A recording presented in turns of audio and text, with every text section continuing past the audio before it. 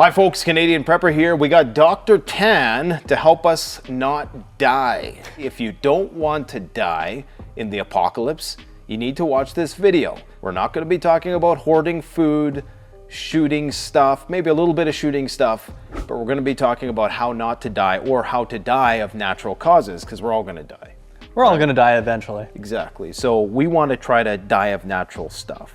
Now, we're going to learn about various first aid trauma procedures today, I presume? Absolutely. So we're going to run through some scenarios, see what we have right here, and how we could modify this, how we could add to this, how we could rearrange a few things so that if you do get injured, running away or bugging out, that you have the best chances of living till tomorrow.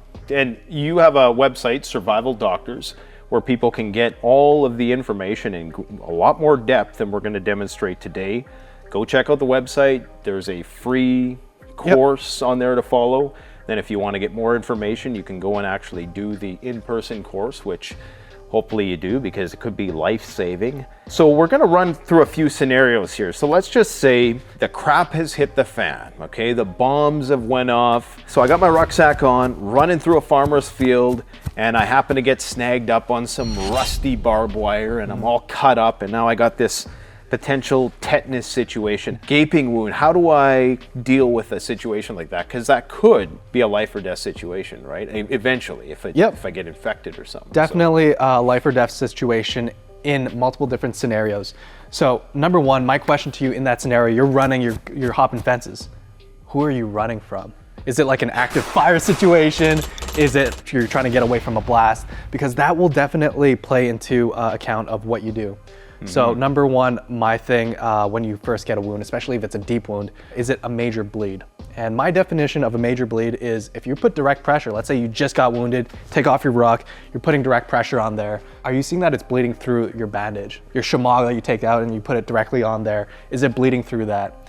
And if you're putting good amount of pressure there and it's bleeding through that bandage and it's been more than like, let's say 2 or 3 minutes, I would classify that as a bleed that needs more kind of help. And especially if you're in a situation where that scene is not safe, your compound's being overrun, there's multiple people with more firepower than you. What I would want to do is make sure that that bleeding stops because you don't want to lose any of that good juice. Put on a tourniquet on and continue running as far as you can take yourself until you have a significant amount of cover or concealment. In that position, that's what I would do if you were actively being pursued. But if you're like, oh, I got a few days, I know something's going around here, my homestead is not nearly enough to sustain myself, and you're bugging out into the middle of the woods because that's where you feel most comfortable, you feel safe. If it's just a wound, what I would do is I would expose that, see how bad the injury is. Number one, wash it, because the level of infection and potentially tetanus is really based on that first initial load of bacteria. So you want to get rid of as much as possible. So if you as soon as possible. As soon as possible, because if you're able to remove that debris, remove that bacterial load, you're able to give your best chances of healing naturally without antibiotics. You know, what if all I have is water? How do I clean a wound if I don't have many? Well, see, I should have something in this 100-pound 100 rucksack. pounds, what are you carrying in there? But it's all ammo and food, right? Yeah. You know, I'm the all-American prepper. What do I do in that case? How do I wash this wound? Over here in the kit, we see... So this is a kit you may not have. This is the kit you may not have. But these are things you should have, I guess. But if you have an IFAC, like I have mine that's super... What's an IFAC for anybody who doesn't know? So IFAC is an individual first aid kit. The difference between a first aid kit and what I would carry in a prepper situation, and to be quite honest, in every first aid kit that you should carry on your person, in your truck, at your home, there needs to be a component that will help you in a life-threatening injury. And one of the most common life-threatening injuries that are preventable are massive bleeding. Massive bleeding and wounds in this situation, one thing that I love to carry, since we're talking about wound care, is a proper big gauge syringe. So it's not a needle that you stab yourself with, but some kits, they come with these small ones. Really, if you get a bigger one, this is 50 mLs, they come in 60 mLs. The reason why I like these is because when you're treating wounds, when you're doing your proper wound care, it is 100 milliliters per 1 centimeter of wound for a pressure wash. That gives you a good amount of debridement from any debris and bacteria without adding antiseptics. Debridement? Or not debridement, but kind of taking out a lot of that material. Okay. Yeah. So I thought you were going to teach me a new word there because I had never heard the term debridement. What does that mean? So debridement, let's say if you're out there for multiple weeks and your wound's getting kind of funky. Debridement is taking out a lot of that funk out of that wound so your wound can heal properly. If you are part of my students, what we do after we learn about our acute injuries, our subacute injuries, we talk about long-term medical survival skills where we're evaluating wounds to know what parts of the wounds we need to cut out so that the rest of it can heal properly. Because there's certain parts of that wound that are there for a reason. So what amount of pressure would I need for like a barbed wire, rusty, tetanus infected, whatever? So basically you're drawing up water and you're just pushing as hard as you can. And are you able to do that with one hand? So you can. So let's say you draw it over here and your leg, your hand's injured, you can still do that. Yeah. Do that.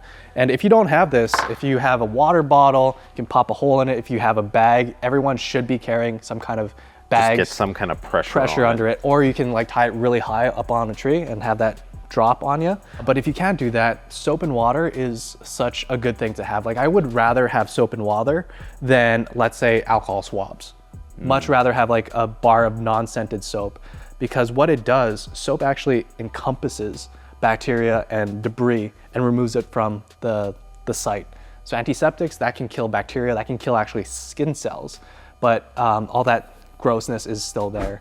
And when we're thinking about tetanus and tetanus toxins, bacteria, you want as much out of that wound as possible, because your body does have a capacity to heal itself and to fight infections to a certain extent.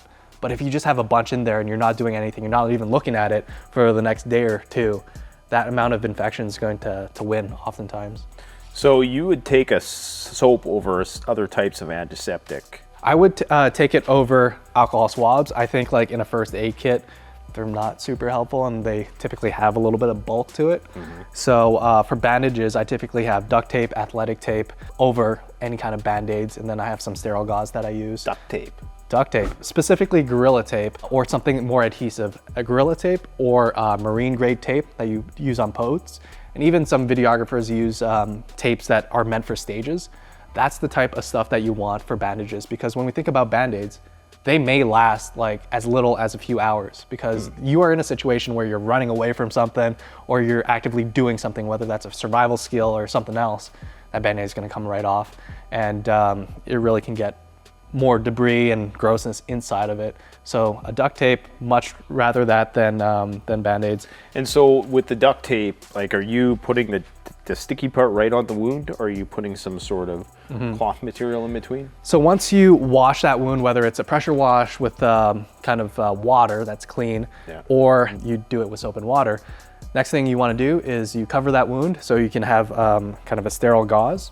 And I know you have some packs over there, so you can just put that directly on top of the wound, and then you can duct tape around it.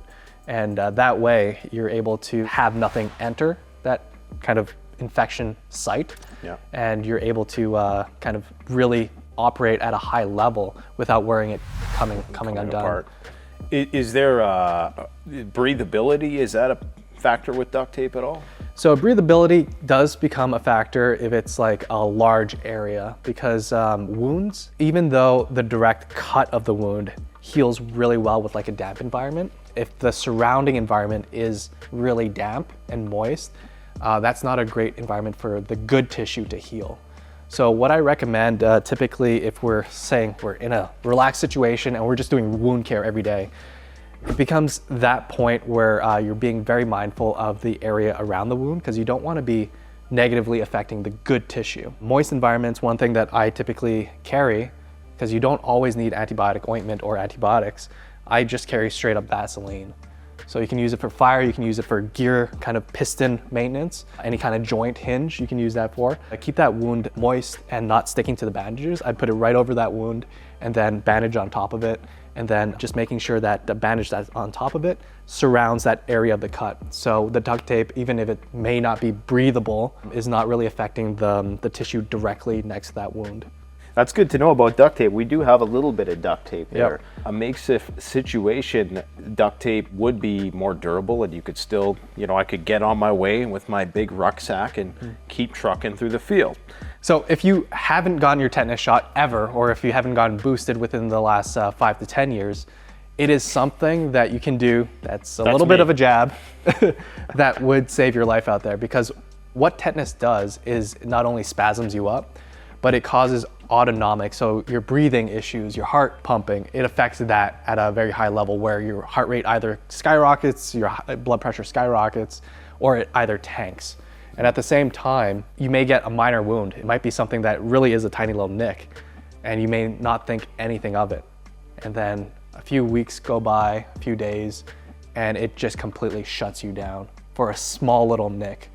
So I think it's one of the shots that you should probably get because of how serious that repercussions are. So with tetanus, it's a bacterial thing. It's a bacteria and a bacterial toxin, and it's commonly found in soil. What is the fatality rate? So if you have it and it becomes systemic where it's affecting your heart, your breathing, there's not much I can do for you in the field. Because we have our Jace medical case here that I'll give a plug to, which of course, antibiotics, if you were to, have somebody with tetanus and they needed an antibiotic and it was pretty severe, which antibiotic are you going for? So typically for antibiotics, specifically for tetanus that are high level severe, you would want antibiotics like metronidazole, so that's Flagyl for a lot of people. I know Jace does do that because it's very common. Got that here somewhere. Common one for gut issues. In addition to that, typically for skin infections, if it's a cellulitis on top of that, you would want things like Keflex. Amoxicillin can work as well, the penicillins. But really, if you have tetanus to the point where you're getting symptoms, like your throat feels weird, you're getting spastic, some of the medications that you would need, we cannot access through this. That's why it's so important to get those shots. What is the most potent antibiotic? I guess you'd have to inject it, right? Yeah, so when we think about really potent antibiotics where you're coming in septic, your blood pressure's tanking, a lot of that level and why preventative measures are so important is you typically need IV antibiotics. And when we're thinking about that kind of spectrum, the type of antibiotics that I give to my own patients when they enter in the ER and I don't know where the source of infection is, I'm thinking pretty big guns like cefepime is one, vancomycin IV, and Zosyn, which is piperacillin, so it's a penicillin. It's a mixture of penicillin and something called piperacin tazobactam. So one of these components on these penicillin classes, there's one that's the antibiotic and one that disrupts an enzyme that is a defense mechanism of bacteria. So when you combine the two, the bacteria, number one, has its defenses kind of obliterated, and then the penicillin just kicks its butt. So those high level antibiotics, typically you would have to raid an ER or a hospital for, because even at the pharmacy, they probably wouldn't have it. Some of these antibiotics that Jace provides are for more protracted conditions, I guess, as opposed to these acute traumatic situations that you're talking about. Yeah, that's one of the reasons why I advocate for preparedness in the sense of knowledge, because if you know, number one, what is a high risk situation for getting an infection and knowing how to identify an infection, whether it's through your skin, through your gut, through your coughing or pneumonia, then you can do the medications that you can take by mouth through Jace or whichever kind of antibiotic source that you have. And if you are able to stop it then you don't need that IV antibiotics. And that so the moral of the story is get your tetanus shot. Get your tetanus shot. Note to self. No stuff related to medicine and treating things and identifying issues. Okay.